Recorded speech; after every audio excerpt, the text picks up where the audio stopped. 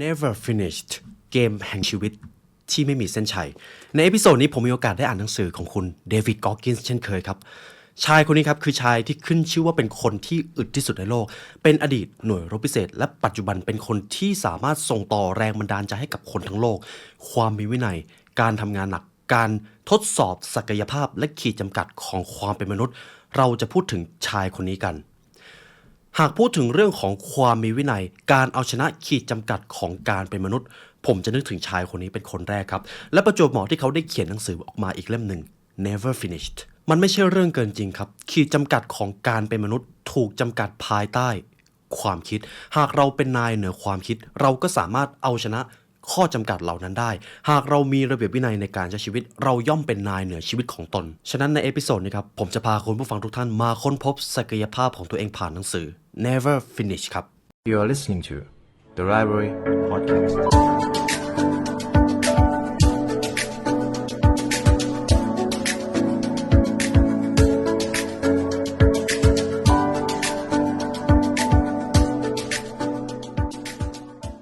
วันดีๆเริ่มต้นที่นี่ House 64 ผ้าปู800เส้นได้นุ่มลื่นเย็นสบายทำจากคอตตอนแท้ 100% ลูบแล้วลื่นผิวส้นเท้าแตกแค่ไหนผ้าก็ไม่เป็นขุย House 64 ผ้าปูที่นอน800เส้นได้เย็นสบายยิ่งซักยิ่งนุ่มตำราสู่ความสำเร็จและเนื้อหาพิเศษจากเรา The Library Premium Content เพราะการเรียนรู้จะทำให้คุณเป็นอิสระในเอพิโซดนี้ครับผมมีโอกาสได้อ่านหนังสือของคุณเดวิดกอกินส์ครับหากทุกท่านยังจำได้ในหนังสือ Can't Hurt Me ผมเคยได้ทำหนังสือของผู้เขียนท่านนี้ไปอีกรอบหนึ่งผมจะเล่าเรื่องราวคร่าวๆว่าทำไมชายคนนี้เป็นคนที่ส่งอิทธิพลกับคนแทบทั้งโลกชายคนนี้ครับเดวิดกอกินส์ครับเป็นอดีต Navy SEAL สหรัฐจบหลักสูตร BUDS นะครับ Basic Underwater Demolition หลักสูตรรบพิเศษนั่นเองที่เราเรียกกันชายคนนี้ครับต้องเจอสัปดาห์นรกถึง3ครั้งครับจึงจบหลักสูตรด้วยความที่ไม่ยอมแพ้แหละครับเขาจึงสามารถส่งต่อแรงบันดาลใจให้กับคนทั้งโลกได้เลยหลังจากนั้นเขาก็ไปเรียนหลักสูตรต่างๆครับส่วนหลักสูตรที่เด่นก็คือ Delta Force ครับเขามีโอกาสได้ไปทดสอบหลักสูตรที่ขึ้นชื่อว่าเป็นท็อปเทียร์ของหน่วยรบพิเศษของโลกเลยก็ว่าได้และเมื่อไม่นานมานี้ชายคนนี้ก็สามารถเอาชนะ Guinness World Record ในการดึงข้อมากที่สุดในระยะเวลา24ชั่วโมงเป็นสำเร็จครับนี่คือเรื่องราวและความเป็นมาคร่าวๆนะครับซึ่งค่อนข้างน่าสนใจแต่สิ่งที่เป็นคีย์ของหนังสือเล่มนี้ก็คือชีวิตของเราครับเปรียบเสมือนเกมที่ต้องเล่นเป็นเกมที่จะต้องเอาชนะมีความท้าทายต่างๆนานาต่อให้เราจะเตรียมตัวมาดีขนาดไหนมันก็จะมีสถานการณ์หรือมีการผิดแผนบางอย่างที่อยู่นอกเหนือความคาดหมายของเรานี่แหละครับคือเกมที่ชื่อว่าชีวิตและเกมนี้ไม่มีเส้นชัยเลยท่านจะต้องเล่นและเอาชนะไปทั้งชีวิตนี่จึงเป็นที่มาของชื่อหนังสือครับ Never Finishส่วนหากคุณผู้ฟังอยากรู้ว่าแท้จริงแล้วชายคนนี้ได้ขึ้นชื่อว่าเป็นคนที่อึดที่สุดในโลกเขาได้ฉายานี้มาได้อย่างไรลองพิมพ์ชื่อนี้ไปใน YouTube ครับแล้วคำตอบนั้นท่านจะได้รับเองผมจะเอาบทเรียนทั้งหมดจากหนังสือเล่มนี้นะครับผมจะเรียกบทเรียนของหนังสือเล่มนี้ว่า Evolution ครับการวิวัฒนาการเราทุกคนล้วนมีศักยภาพบางอย่างที่ซ่อนอยู่ไม่ว่าจะเป็นใครก็ตามคุณผู้ฟังทุกท่านที่กำลังฟังผมอยู่ท่านไปได้ไกลกว่าที่ท่านคิดท่านเก่งกว่าที่ท่านคิดไม่ว่าจะเป็นเรื่องอะไรไม่ว่าจะเป็นความปรารถนาอะไรก็ตามท่านมีความสามารถมากกว่าที่ตัวเองคิดศักยภาพที่ซ่อนอยู่ภายในมีเยอะมีมหาศาลเราแค่ต้องค้นพบมันครับนี่คือประเด็นที่สำคัญของหนังสือเล่มนี้ผมจึงได้เอาบทเรียนมา8ข้อผมได้สรุปออกมาครับ Evolution หมายเลข1ถึงหมายเลข8คือสิ่งที่จะทำให้ชีวิตของท่านไปเจอศักยภาพสูงสุดเท่านั้นเลยเรามาดูกันว่าชายคนนี้ได้ส่งต่อบทเรียนอะไรผ่านหนังสือเล่มนี้บ้างผมจะค่อยๆไล่เรียงไปทีละข้อครับเรามาเริ่มกันที่ Evolution number 1 ครับการปฏิวัติชีวิตหมายเลข1 Maximize minimal potential of yourself จงค้นพบศักยภาพของตัวเองด้วยการทำสิ่งที่ยากและท้าทายอย่างที่ผมได้กล่าวไปในตอนแรกครับไม่ว่าจะเป็นใครก็ตามศักยภาพของความเป็นมนุษย์เราอาจจะไม่ได้มีขีดจำกัดเลยหากทุกท่านมีโอกาสได้ฟังชายคนนี้ได้กล่าวไว้ในบทเรียนหรือพอดแคสต์ต่างๆสิ่งหนึ่งที่เขาจะพูดก็คือตัวตนของเราเปรียบเสมือนรถคันหนึ่งรถครับศักยภาพจริงๆของมันสามารถวิ่งไปได้เร็วมากอาจจะถึง200ถึง220เลยแต่แท้จริงแล้วรถกลับถูกควบคุมความเร็วด้วยอาจจะเป็นกฎหมายหรืออะไรก็ตามแต่แท้จริงแล้วรถคันหนึ่งสามารถวิ่งไปได้เร็วกว่าที่มันถูกกำหนดไว้ด้วยซ้ำตัวตนของเราไม่ต่างกันเรามีศักยภาพมากกว่าที่ตัวเราคิดและสิ่งที่กำหนดศักยภาพนั้นคือ ความคิดของเราเวลาเรามีความฝันอะไรก็ตามเวลาที่ท่านเขียนความฝันอะไรออกมามันจะมีอยู่บางครั้งที่เราสงสัยในตัวเองว่าเจ้าความฝันนี้มันจะเป็นไปได้หรือเปล่าตัวตนของเราสามารถประสบความสำเร็จแบบนั้นได้หรือไม่หลายครั้งที่เราจะสงสัยแบบนี้ครับและทุกท่านเชื่อหรือเปล่าว่ายังมีคนอีกนับล้านคนที่ไม่กล้ามีความฝันและไม่เชื่อมั่นในตัวเองซึ่งสิ่งเหล่านั้นไม่ได้มาจากใครเลยครับมาจากความคิดของพวกเขาเองฉะนั้นสิ่งแรกที่ท่านจะต้องเอาชนะให้ได้ก่อนคือความคิดการที่เราจะไปถึงศักยภาพสูงสุดของตัวเองล้วนเริ่มต้นมาจากความคิดในฐานะที่คุณเดวิดกอร์กินส์ครับเป็นอดีตหน่วยรบพิเศษประสบการณ์ของเขาค่อนข้างโชคโชนผมเองก็เป็นอดีตรบพิเศษคนหนึ่งผมอยากเอาประสบการณ์แบบหนึ่งมาเล่าให้กับทุกท่านฟังผมยอมรับเลยว่าในตอนเด็กๆครับผมมองว่าตัวเองเป็นคนว่ายน้ำไม่เก่งในตอนที่ผมเรียนอยู่ชั้นประถมเวลาที่มีคอร์สว่ายน้ำครับในโรงเรียนผมจะต้องไปอยู่สระเด็กครับเพราะว่าผมกลัวน้ำและผมว่ายน้ำลึกไม่ได้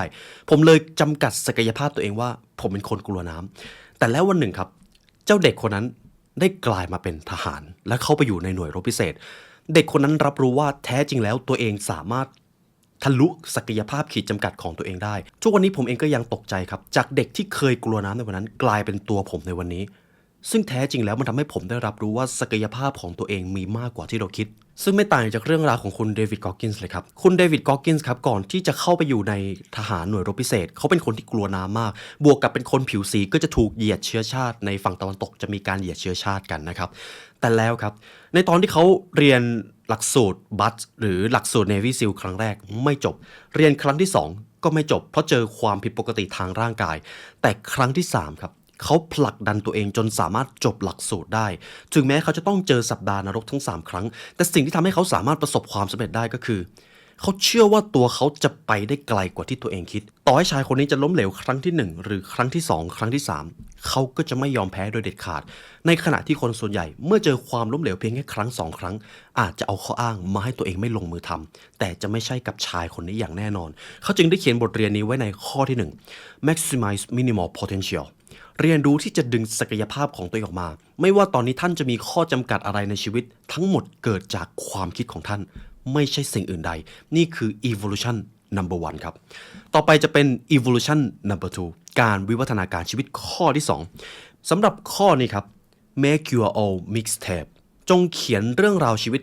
ของตนครับอย่าให้ใครมาเขียนเรื่องราวชีวิตของท่านเด็ดขาดเรื่องนี้จะเกี่ยวข้องกับการเลือกครับผมอยากจะถามคุณผู้ฟังแบบนี้ในวันสุดท้ายของชีวิตในงานศพของท่านท่านอยากให้ผู้คนไว้อาลัยท่าน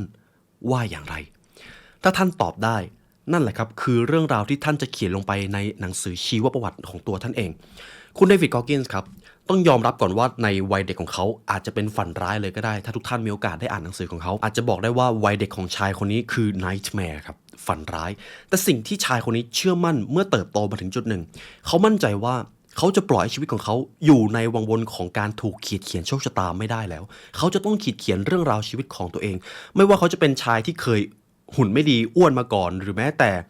ไม่ประสบความสำเร็จในการเรียนถูกมองว่าเป็นคนที่เรียนไม่รู้เรื่องไม่มีความฉลาดเอาเสียเลยนั่นคือสิ่งที่เขาถูกปลูกฝังมาตั้งแต่เด็กครับเขาบอกกับตัวเองแบบนี้หากเขาเป็นคนที่ไม่มีพรสวรรค์ไม่ได้มีความฉลาดกว่าคนอื่นดังนั้นเขาก็จะต้องลงมือทำและขยันให้มากกว่าคนอื่นไม่ว่าจะเป็นเรื่องอะไรก็ตาม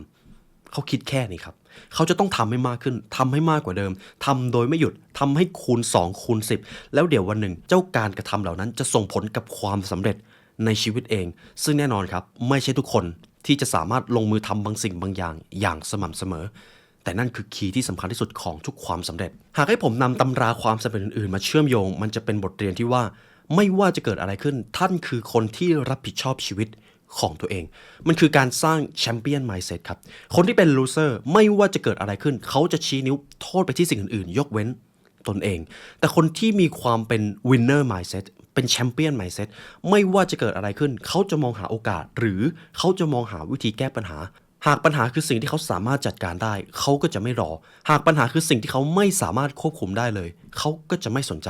มันคือการปลูกฝัง mindset ของการเป็นผู้ชนะในชีวิตครับทีนี้ผมจะถามคุณผู้ฟังทุกท่านในชีวิตนี้ท่านอยากมี mindset แบบไหน 1. loser 2. champion ผมเชื่อว่าทุกท่านอยากจะมี mindset แบบแชมเปี้ยนหากท่านอยากจะเป็นผู้ชนะในชีวิตจงรับผิดชอบชีวิตตัวเองเขียนเรื่องราวชีวประวัติ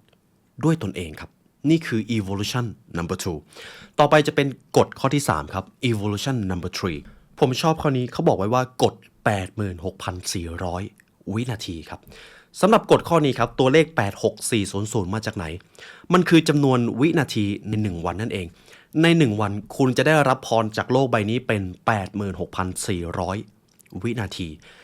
ทุกๆวินาทีครับ 1 2 3 4 คือวินาทีที่ท่านกำลังเล่นเกมชีวิตอยู่ ท่านสามารถจะเป็นผู้ชนะหรือผู้แพ้ได้ในทุกวินาที ซึ่งสิ่งที่เขาอยากจะสื่อก็คือ ทุกๆวินาทีที่ท่านกำลังใช้ชีวิตอยู่ ท่านจะต้องเอาชนะทุกวินาทีครับ ท่านจะแพ้ไม่ได้เลย หากอยากจะเป็นนายเหนือเกมนี้ สมมติว่าเวลาท่านเจอปัญหา เวลาเราเจอปัญหาแล้วเรามองว่าตัวเราไม่เก่ง เราไม่สามารถเอาชนะปัญหานี้ได้ มันเท่ากับว่าวินาทีที่เพิ่งผ่านมาท่านกลายเป็นลูเซอร์ไปที่เรียบร้อย แต่เวลาเกิดปัญหาขึ้น ท่านเลือกที่จะลงมือแก้ปัญหา เลือกที่จะลงมือทำบางสิ่งบางอย่าง มันเท่ากับว่าท่านกลายเป็นผู้ชนะในวินาทีนั้นแล้ว เราจะต้องเล่นเกมนี้วินาทีต่อวินาทีเลยครับสำหรับคุณเดวิด กอร์กินส์ตรงนี้เป็นสิ่งหนึ่งที่ให้แรงบันดาลใจมาก สมมุติว่าเมื่อตื่นเช้ามา เราเลือกทำสิ่งที่ยากก่อนเลย เราอาจจะไปวิ่งก่อนเลย ไปอ่านหนังสือก่อนเลย นั่นแหละครับคือวินาทีที่ท่านเป็นแชมเปี้ยนแล้ว แต่เมื่อใดก็ตามที่เราตื่นมาแล้วทำสิ่งที่ง่ายก่อนดูโทรศัพท์เช็คอีเมลหรือแม้แต่กดปุ่มสโนตวินาทีที่เพิ่งผ่านไปท่านคือลูเซอร์เป็นที่เรียบร้อยจงเอาชนะชีวิตทุกวินาทีครับผมจึงบอกว่าทำไมเกมนี้มันท้าทายกว่าที่เราคิดและมันสนุกครับต่อไปจะเป็น evolution number 4 no one's care your suffering ผมชอบความหมายของข้อนี้ในโลกนี้ครับไม่มีใครสนใจปัญหาของท่านเลยไม่มี ฉะนั้นอย่าได้เอาปัญหาของตัวเองไปให้คนอื่นเท่านั้นครับต้องบอกก่อนว่าทุกคนครับล้วนมีปัญหาเป็นของตัวเองทุกคนล้วนสนใจผลประโยชน์หรือแม้แต่เรื่องราวของตัวเองไม่มีใครสนเลยว่าคุณจะเหนื่อยขนาดไหนไม่มีใครสนเลยว่าคุณจะต้องทนทุกข์ทรมานขนาดไหนผมเชื่อว่าทุกคนมีความสำเร็จที่ได้นิยามเอาไว้ทางที่จะไปสู่เส้นทางนั้นย่อมมีความท้าทายย่อมมีความยากแต่ท้ายที่สุดแล้วความจริงของโลกใบนี้ไม่มีใครสนเลยว่าคุณจะต้องเหนื่อยขนาดไหนจนกว่าคุณจะประสบความสำเร็จสิ่งที่คุณพูดถึงจะมีน้ำหนักออกมาฉะนั้นแล้วอย่าได้ไปสนเลยว่าผู้คนจะให้ความสำคัญกับความเหนื่อยหรือการทำงานหนักของคุณขนาดไหนไม่มีใครสนครับความสำเร็จของคุณคือคำพูดที่เด็ดขาดที่สุดหากวันนี้ยังไม่สามารถสร้างผลลัพธ์ของความสำเร็จได้ก็อย่าหยุดลงมือทำต่อไป consistency is key ครับ discipline consistency วินัยความสม่ำเสมอคือสิ่งที่จะพูดออกมาได้เด็ดขาดที่สุดนั่นคือสิ่งที่ท่านต้องใช้ครับต่อไปครับผมจะพูดถึง evolution number 5 willing to be humble จงเป็นคนถ่อมตัวอยู่เสมอต่อให้ท่านจะเก่งหรือประสบความสำเร็จในเรื่องอะไรมาก่อนมันก็จะมีบางสิ่งบางอย่างที่ท่านยังเก่งแต่มันก็จะมีเรื่องราวหรือประสบการณ์บางอย่างที่ท่านไม่รู้อยู่ดีจงถ่อมตัวครับในตอนที่ผมได้อ่านบทนี้ผมก็ทึ่งกับความคิดของคุณเดวิด กอร์กินส์คุณเดวิด กอร์กินส์ครับเป็นอีกคนหนึ่งที่รู้ว่าต่อให้เขาจะเป็นคนที่มีวินัยทำงานหนักและประสบความสำเร็จและมีอิทธิพลต่อผู้อื่นมากขนาดไหนแต่ท้ายที่สุดแล้วมันก็ยังมีขีดจำกัดบางอย่างที่เขายังไปไม่ถึงและเขาจะต้องไปให้ถึงให้ได้เขาเลยบอกว่าจงถ่อมตัวความสำเร็จที่คุณมีอยู่ในตอนนี้อนาคตเดี๋ยวมันจะมีความล้มเหลวใหม่มาให้คุณเจออยู่ดีจงเตรียมรับมือกับทุกสถานการณ์ของชีวิตเพราะเมื่อเวลาคนคนหนึงประสบความสำเร็จย่อมมีความหยิ่งพยองลำพองใจจงระวังสิ่งนี้ให้ดีคุณไม่มีทางรู้เลยในวันพรุ่งนี้จะมีเรื่องราวอะไรเกิดขึ้นคุณพยากรณ์ชีวิตไม่ได้และชีวิตจะไม่มีทางปล่อยให้คุณสบายไปจนถึงช่วงบั้นปลายอย่างแน่นอนสำหรับข้อนี้เรียบง่ายและตรงไปตรงมาครับจงถ่อมตัวความสำเร็จของท่านมันยังไปได้ไกลกว่าที่ท่านคิดต่อไปจะเป็นกฎข้อที่ 6 ครับ evolution number 6 build a great foxhole ผมชอบข้อนี้จงสร้างหลุมบุคคลที่มีแต่คนที่ท่านต้องการครับตรงนี้ผมจะอธิบายก่อนคำว่า foxhole ในภาษาทางทหารก็คือหลุมบุคคลครับหากทุกท่านมีโอกาสได้ดูหนังสงครามก็ในสงครามก็จะมีหลุมที่ทหารเข้าไปอยู่อาจจะเป็นคน2คนในชีวิตของเราครับหากเปรียบเทียบเป็นการทำสมรภูมิ foxhole หรือหลุมบุคคลเป็นสิ่งที่ท่านจะต้องดูแลให้ดีในการทำสงครามครับหากในหลุมบุคคลของเราที่สร้างขึ้นมาเพื่อนร่วมหลุมของเราเป็นคนที่ไม่เอาไหนเลยไม่สามารถดูแลข้างหลังของเราได้เวลาเฝ้ายามก็หนีไปนอนท่านก็จะเจอกับความเสี่ยงที่จะเสียชีวิตในสงครามมันเปรียบเทียบได้กับชีวิตจริงครับเรามีหลุมบุคคลในชีวิต และในชีวิตครับเราสามารถเลือกคนที่จะเข้ามาในหลุมบุคคลนี้ไม่กี่คนเท่านั้นและท่านจะต้องเลือกให้ดีหากท่านเลือกความสัมพันธ์ที่ไม่ได้มีคุณค่าไม่สามารถส่งต่อพลังบวกให้กันและกันได้หลุมบุคคลของท่านจะกลายเป็นฝันร้ายหรือเป็นนรกขึ้นมาในทันทีมันเป็นเรื่องของความสัมพันธ์ครับคุณเดวิดก็อกกินส์เขาบอกเอาไว้ว่าความสัมพันธ์ที่ดีคือคนที่จะปลุกให้คุณไปวิ่งในตอนเช้าแม้คุณจะขี้เกียจขนาดไหนก็ตามความสัมพันธ์ที่ดีคือความสัมพันธ์ที่พยายามผลักดันศักยภาพของคุณถึงแม้คุณจะไม่อยากทำขนาดไหนแต่ท้ายที่สุดแล้วความสัมพันธ์ที่ยอดเยี่ยมย่อมต้องการสร้างให้คุณเป็นคนที่ดีที่สุดจงเลือกความสัมพันธ์แบบนั้นเข้ามาในชีวิตมันจะสามารถเอาไปอิงกับหนังสือ 12 Rules for Life ที่ผมได้ทำไปก่อนหน้านี้จงเลือกคบคนที่อยากให้ท่านได้ดีเท่านั้นครับเลือกความสัมพันธ์ให้ดีเพราะถ้าท่านไม่เลือกท่านอาจจะถูกเลือกจากความสัมพันธ์ที่เลวร้ายในท้ายที่สุดสิ่งหนึ่งที่ผมอาจจะบอกได้ก็คือในวันที่ท่านเริ่มมีความฝันในวันที่ท่านเริ่มอยากประสบความสำเร็จท่านอาจจะต้องแลกความสัมพันธ์บางคนไปเยอะมากนี่อาจจะเป็นเหตุผลทำไมทุกๆคนที่ประสบความสำเร็จเขาจะบอกเอาไว้เลยคุณอาจจะต้องเสียความสัมพันธ์ไปเยอะมากเพื่อความสำเร็จในชีวิตนั่นคือสิ่งที่จำเป็นเพราะไม่ใช่ทุกคนที่จะเข้าใจคุณไม่ใช่ทุกคนที่จะสนับสนุนคุณเวลาที่คุณอยากประสบความสำเร็จคุณจะต้องเป็นคนคัดกรองสิ่งเหล่านั้นด้วยตัวเองผมจะนำโค้ดหนึ่งจากหนังสือเล่มนี้มาให้ครับ Small minds and weak people kill big dreams คนที่อ่อนแอคนที่มีจิตใจที่ไม่เข้มแข็งย่อมทำลายคนที่มีความฝันได้อย่างง่ายดายฉะนั้นแล้วครับเรื่องของความสัมพันธ์เป็นสิ่งที่เราจะต้องดูแลให้ดี Build a great foxhole จงสร้างหลุมบุคคลที่มีคนที่ท่านต้องการเข้ามาในหลุมนั้นเพื่อชีวิตของท่านเองต่อไปจะเป็น evolution number 7 ครับกฎข้อที่ 7 your success past is past ความสำเร็จที่ท่านเคยมีในอดีตมันคืออดีตผมชอบเรื่องราวนี้เขาไม่ได้เขียนส่วนหนึ่งไว้ในหนังสือก็คือหากเราเคยประสบความสำเร็จต่อให้ท่านจะประสบความสำเร็จในเรื่องอะไรมาก่อนก็ตามหากในวันนี้ท่านยังไม่สามารถบังคับให้ตัวเองตื่นเช้าและออกไปทำสิ่งยากๆก่อนได้ท่านก็จะเป็น loser อยู่วันยันค่ำค่อนข้างแรงใช่ไหมครับแต่นี่คือสิ่งที่เขาเขียนลงไปหากวันนี้ท่านทำแต่สิ่งที่ง่ายๆท่านอาจจะประสบความสำเร็จท่านอาจจะรวยมาก่อนแต่ท่านก็เป็นทาสของจิตใจตัวเองอยู่ดีแล้วมันจะไปมีความหมายอะไรซึ่งมันจะอิงอยู่กับข้อที่ผ่านมาครับข้อที่เป็น 86,400 วินาทีเราจะต้องเอาชนะเกมนี้ทุกๆวินาทีวินาทีที่เพิ่งผ่านไปก็ผ่านไปเลยไม่สามารถเอากลับมาได้อย่าได้หวนรำลึกถึงทุกเหตุการณ์ที่ผ่านไปล้วนเป็นอดีตมันอาจจะไม่ได้มีความสัมพันธ์กับปัจจุบันแล้วสิ่งที่ท่านจะต้องดูแลให้ดีคือตอนนี้และอนาคตที่กำลังจะมาถึงเอาชนะทุกๆวินาทีที่กำลังจะผ่านมาผมจึงชอบบทเรียนนี้ก็คือหากวันนี้ท่านสามารถทำในสิ่งที่ท้าทายทำในสิ่งที่คนส่วนใหญ่ไม่อยากทำต่อให้คนอื่นจะมองว่าท่านอาจจะยังไม่ประสบความสำเร็จแต่เชื่อเลยครับท่านได้ทำในสิ่งที่คนส่วนใหญ่ผัดผ่อนและไม่กล้าที่จะทำแล้วนั่นคือความสำเร็จเป็น private victory ของตัวท่านเองแล้วมันจะถูกเอาไปต่อยอดกับ public victoryในท้ายที่สุดต่อไปจะเป็น evolution number 8 ครับข้อสุดท้าย play until the whistle จงเล่นจนกว่าเสียงระฆังจะดังอย่ายอมแพ้นั่นเองหากพูดถึงหลักสูตรรบพิเศษครับเวลาเราจะออกจากหลักสูตรเราก็จะเดินไปสั่นระฆัง3 ครั้งเท่านั้นเองซึ่งการลาออกมันก็จะทำง่ายมากครูฝึกก็จะให้ท่านลาออกแต่หากท่านอยากจะเป็นนายเหนือชีวิตอยากจะเป็นคนที่เอาชนะเกมนี้ได้ play until the whistle ครับเล่นจนกว่าจะจบเกมอย่าได้ยอมแพ้โดยเด็ดขาดหากในวันนี้เรายอมแพ้กับปัญหาที่เกิดขึ้นในชีวิตแล้วเราจะแน่ใจได้อย่างไรว่าอนาคตเราจะไม่ยอมแพ้อีกมันเป็นการปลูกฝังจิตใต้สำนึกว่าไม่ว่าจะเกิดอะไรขึ้นเราจะไม่ยอมแพ้เราอาจจะเดินถอยหลังได้แต่เราจะไม่ยอมแพ้เด็ดขาดและประจวบเหมาะครับที่เขาเขียนประโยคนี้ได้ค่อนข้างลึกซึ้ง play until the whistle เล่นจนจบเกมอย่าได้ยอมแพ้โดยเด็ดขาดและถ้าท่านไม่ยอมแพ้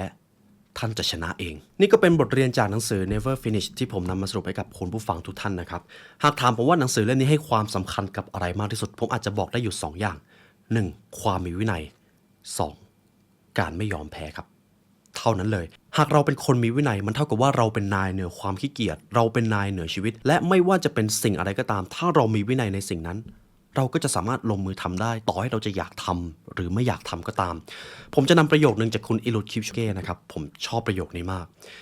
วินัยครับเป็นสิ่งที่ฟรีทุกคนสามารถมีได้ระเบียบวินัยคือสิ่งที่ถูกปลูกฝังในโปรแกรมของมนุษย์มานานแล้วมันเป็นของฟรีแต่อยู่ที่ว่าใครจะใช้มันหรือเปล่าแต่ไม่ว่าอย่างไรก็ตามหากท่านเป็นคนไม่มีระเบียบวินัยในชีวิตท่านคือทาสของชีวิตท่านคือทาสของแพชชั่นและอารมณ์ของตนนั่นคือความจริงแต่เมื่อท่านมีวินัยท่านคือนายเหนือชีวิต เราสามารถเลือกได้ อย่าได้ลดคุณค่าและมาตรฐานชีวิตของตัวเองโดยเด็ดขาดเพราะท้ายที่สุดแล้วตัวท่านในตอนนี้ไม่ว่าจะเป็นใครท่านไปได้ไกลกว่าที่ตัวเองคิดครับและเช่นเคยครับหากทุกท่านอยากใช้เวลาเรียนรู้กับคุณเดวิด กอร์กินส์แบบลึกซึ้งนะครับซึ่งเป็นบทเรียนที่ผมอาจจะเดิมพันได้ว่าถ้าท่านอ่านแล้วท่านอาจจะอยากออกไปวิ่งเลยก็ได้หรือออกไปทำในสิ่งที่ยากในตอนนี้เลยหากอยากซื้อหนังสือเล่มนี้ครับทุกท่านสามารถซื้อได้จาก The Library Shop ครับเพราะการเรียนรู้จะทำให้ท่านเป็นอิสระครับในวันนี้ครับหากทุกท่านฟังมาถึงตรงนี้ก็ขอขอบคุณและเป็นเกียรติมากครับที่ได้มาเรียนรู้ด้วยกันในวันนี้ได้เวลาอันสมควรแล้วทีมงาน The Library และผมขอลาไปก่อนขอให้วันนี้เป็นวันที่ยอดเยี่ยมของทุกท่านครับสวัสดีครับ